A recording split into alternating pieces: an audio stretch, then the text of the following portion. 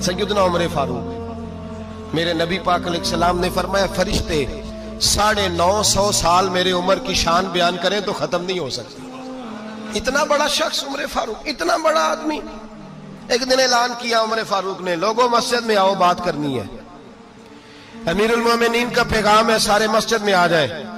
खचाखच मस्जिद नबी सहाबा से भर गई। और ऐसा जब ऐलान होता था तो सहाबा दौड़ के आते थे, शायद को जंग है, शायद किसी ने हमला कर दिया है, शायद कोई नई बात है। दौड़े आए लोग, मस्जिद नबी खचाखच भर गई। सैयदना फारूक आजम रदी अल्लाह तआला अन्हु मिंबर पे बैठे। हजरत अब्दुर्रहमान इब्न औफ रदी अल्लाह तआला अन्हु फरमाते हैं कि सहाबा तजस्सुस के देख रहे हैं कि पता नहीं किसी तरफ से पैगाम नहीं आ गया, कोई काफिर हमला नहीं करने लगा, अल्लाह जाने क्या हुआ है, बड़ी परेशानी है। उमर बैठे, अल्लाह की हम्द की, नबी पाक सल्लल्लाहु अलैहि वसल्लम पर दुरूद पढ़ा।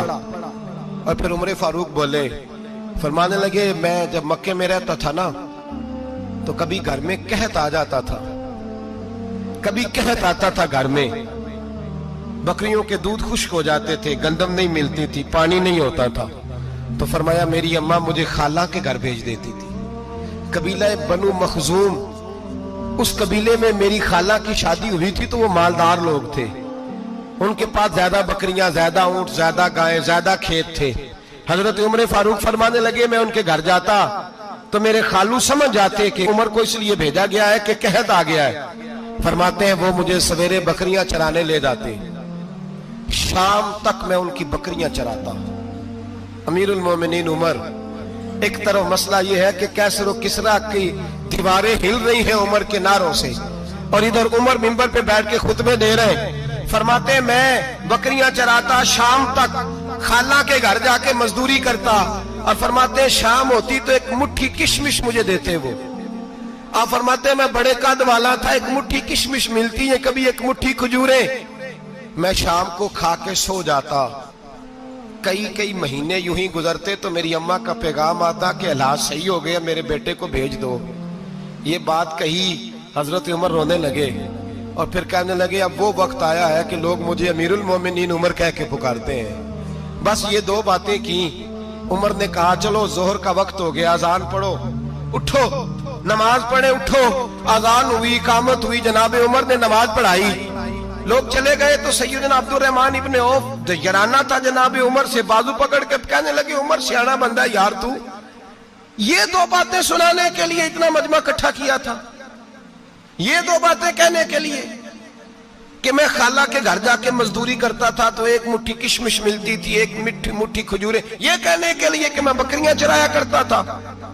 तो हजरत उमर फारूक रदी अल्लाह तआला अन्हु फिर रोए, फिर आंखों में आंसू आए। कहने लगे, अब्दुर्रहमान आज ना मिस्र शाम से कुछ लोग आए थे और वो बता रहे थे कि उमर तेरा डंका वहां भी बड़ा बजता है। वो मुझे कह रहे थे तेरे नाम के वहां भी बड़े दबदबे हैं, बड़े तज़किरे हैं। तो मेरा नफ्स मुझे कह रहा था, उमर देखा तू यहां बैठा है और वहां तेरे नाम का शोर हो रहा है, मुझे इसने बड़ा किया है। तो मैंने आज मुस्तफा के सारे गुलाम इकट्ठे करके अपनी औकात बता दी है। मैंने अपनी औकात बताई है कि मैं कुछ नहीं, कोई शय नहीं, कोई चीज ही नहीं, असी किसी से कुछ नहीं जे लगदे, ना कोई साडा दर्दी। मैंने बताया है कि मैं तो किसी के बकरियां चरा के एक मुट्ठी किशमिश लेके गुजारा किया करता था। गुजारा मुझे मेरे कुछ साथी ना ले गए गुजरांवाला, सर्दियों के मौसम में मुझे कहने लगे स्वेटर पसंद कर ले अपनी मर्जी का। तो मैंने कहा यार मुझे तो वही मजा आता है जो मेरी अम्मा क्रोशिये से बनाया करती थी, वही वो पहले अब्बा पहनते थे, फिर वही स्वेटर बड़ा भाई पहनता था, फिर हमारे खाते में आ गया। और फिर उसकी तारीफें होती थी गुर्बत छुपाने के लिए, उसकी तारीफें होती थी, बड़ी मेहनत से बना है जी, क्या बात है, बड़ा गर्म है। तो अब छोटे भाई को दे दिया जाए। हमने कहा वही जमाना देखा है, वही रंग देखा हुआ है और उस पर फख्र है। अब तो लोग जब कुछ हो जाता है ना, दो चार लोग जानने लगते हैं तो लोग फटाफट दावा कर देते हैं खानदानी रईस आज़म हूं, बड़ी बात है। ऐसी कोई बात नहीं। जिसको अपना आप याद रहता है उसे खुदा भी याद रहता है, जिसे अपना आप याद रहता है उसे रसूलुल्लाह भी याद रहते हैं, जिसे अपना आप याद रहता है उसकी नजर में दूसरे लोग भी कुछ होते हैं। मैं उम्रे के लिए, हज के लिए जाता रहता हूँ, रब मुझे اپنے فضل سے بلا لیتا ہے. تو میں ایئرپورٹ سے نیچے اترا تو ایک صاحب میرے جاننے والے تھے, دوڑ کے آئے اور مجھے کہنے لگے کیا بات ہے, سنا ہے اس دفعہ آپ سعودی ایئر لائن سے آئے, سیدھا مدینہ شریف آئے, کیا بات ہے آپ کی؟ اور میں نے کہا صاحب چھوڑ دیں, میں بھی جب پہلی دفعہ آیا تھا تو میں بھی بڑا گور گور کے ایئرپورٹ دیکھتا تھا, میں نے کبھی دیکھا جو نہیں تھا, میں بڑا گور گور کے دیکھتا تھا, کوئی ایسی بات نہیں ہے, یہ نظام قدرت ہے, بادشاہ کے فیصلے ہیں, وہ جب چاہتا ہے جس طرح کے چاہتا ہے فیصلے فرما لیتا ہے, تو یہ اس کے فیصلوں کی بات ہے. ہم لوگ نا جس حیثیت پہ ہوتے ہیں وہیں رہ جاتے ہیں, پچھلی بات بھول جاتے ہیں, اس لیے ہم چاہتے ہیں جو بھی ہمیں ملے جھک کے ملے, جو بھی آئے, اور یہ میرا آپ کا سب کا مشترکہ معاملہ ہے. میرے نبی پاک صلی اللہ تعالی علیہ وسلم نے صحابہ سے پوچھا تمہیں بتاؤں جنت کے بادشاہ کون ہوں گے؟ جنت کے عام لوگ نہیں, جنت کے, بولیے گا ذرا, جنت کے اللہ بادشاہ. جنت میں تو جانا بڑی بات ہے, حضور جنت کا بھی بادشاہ, ابن ماجہ میں لفظ ہے. تمہیں پتہ ہے جنت کے بادشاہ کون ہوں گے؟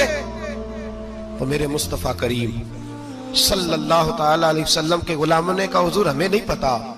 تو حضور نے فرمایا جنت کے بادشاہ وہ لوگ ہوں گے جنہیں دنیا میں کوئی بھی نہیں جانتا تھا, جن کے کپڑے سادے ہوتے تھے, جو غریب لوگ ہوتے, جو سفارش کرتے تھے تو ان کی قبول کوئی نہیں کرتا تھا, جو کسی کے ساتھ جاتے تھے تو ان کو مانتا کوئی نہیں تھا, وہ جنت کے بادشاہ ہوں گے, بادشاہ. اور فرمایا قیامت کے دن جب لوگ انہیں دیکھیں گے تو ان پر فخر کریں گے, رشک کریں گے, کہیں گے کیا بات ہے تمہاری. یہاں تو شوق ہی بڑا ہے, غریبوں نے بھی پوسٹر بنائے ہوئے ہیں, ڈاکوؤں, لٹیروں, چوروں کی تصویروں کے ساتھ لگوائے ہوئے, اپنے آپ کو بڑا کرنے کے لیے. عاجزی اختیار کریں, عاجزی اختیار کریں, اپنے آپ کو مٹانے کی کوشش کریں.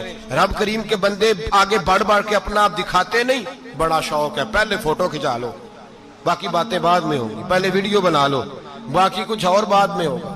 پہلے اب تو پرسوں ترسوں مجھے ایک مولانا کہنے لگے کہ آپ سے میں نے, وہ یہاں جمعہ پڑھنے آتے ہیں کبھی کبھی, میرے دوست ہیں, کہتے ہیں آپ سے میں نے سنا تھا کہ اگر کوئی, اس نبی پاک کا فرمان ہے اگر کوئی نذرانہ دے تو اس کو لے لو, اگر کوئی تحفہ دے تو اس کو, حضور نے فرمایا لے لو اگر تمہیں کو دیتا ہے, اپنی مرضی سے, مانگنا منع ہے, کوئی دے دے تو لے لو, ورنہ ایک وقت آئے گا تم مانگو گے تمہیں ملے گا نہیں, جب کو دے دے تو لے لو. کہنے لگے آپ نے کہا تھا کو دے دے, تو اس وقت سے میں, کوئی سوٹ دیتا ہے مجھے میری مسجد کا نمازی تو میں لے لیتا ہوں, کوئی مجھے کوئی اور شے دیتا ہے تو میں آپ سے سن کے, تو اگر میری مسجد کا نمازی سوٹ پکڑاتے ساتھ فوٹو بھی کھینچے تو پھر میرے لیے کیا حکم ہے, وہ خوشبو کی ڈبی دیتے ہوئے ساتھ فوٹو بھی کھینچے, پھر میرے لیے کیا حکم ہے. کہنے لگے رمضان میں یہ حال ہوا ہے کہ لوگ کپڑے دے رہے تھے اور فوٹو کھینچ رہے تھے, کیا چکر ہے, کہاں چلے گیا.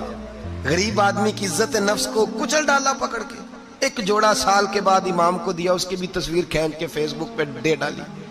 یہ ہماری آج